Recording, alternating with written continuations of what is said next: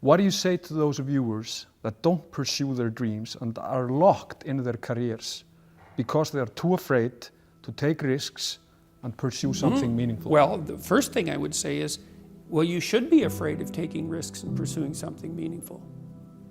But you should be more afraid of staying where you are if it's making you miserable.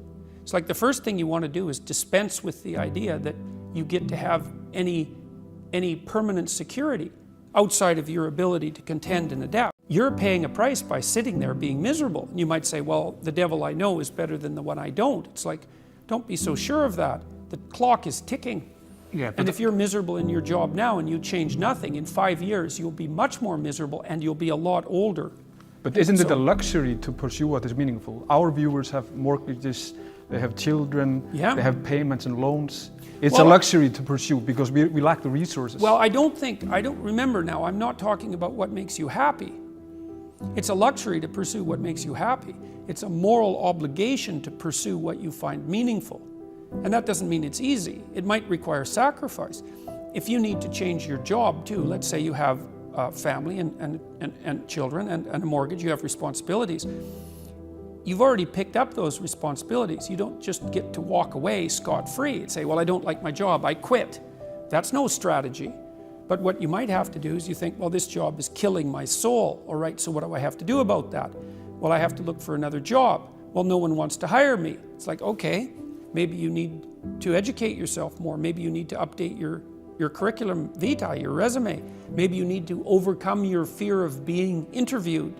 Maybe you need to sharpen your social skills. Like, you have to think about these things strategically. If you're going to switch careers, you have to do it like an intelligent, responsible person. That might take you a couple of years of effort to do properly. When you say pursue something meaningful, is it important to have a vocation? I think it's more important to have an ethos, an ethic. The first thing that you want to do is figure out, imagine you were taking care of yourself, like you were someone you cared for. Then you should figure out, well, if you could have what you needed and wanted, what would it be? What sort of friends would you have?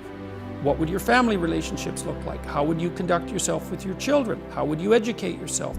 You need to think through how it is that your life could be properly arranged if you had that ability.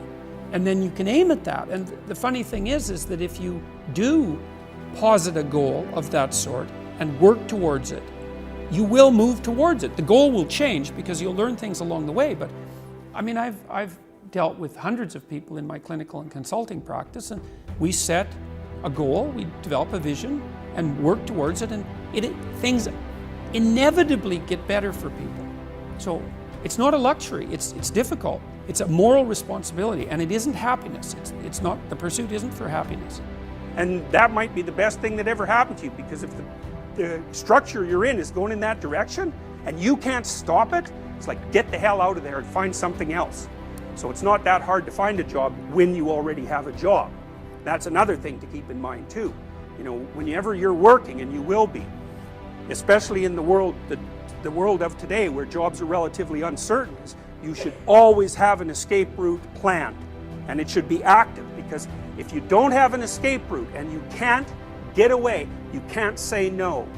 And if you can't say no, you can't bargain, and if you can't bargain, you're a slave. So that's how the world is set out at the moment. It's probably always been like that, but it's something that you really need to know, because you got to watch. If your being is objecting to something that someone is forcing you to do, maybe you're right. Maybe you shouldn't be doing it. And lots of people end up living meaningless lives. And that's not a very good term, because there's no such thing as a meaningless life. Because one of the meanings of life is suffering. And there's no bloody way you're going to escape that. So you will not have a meaningless life. You'll have a life that's only suffering.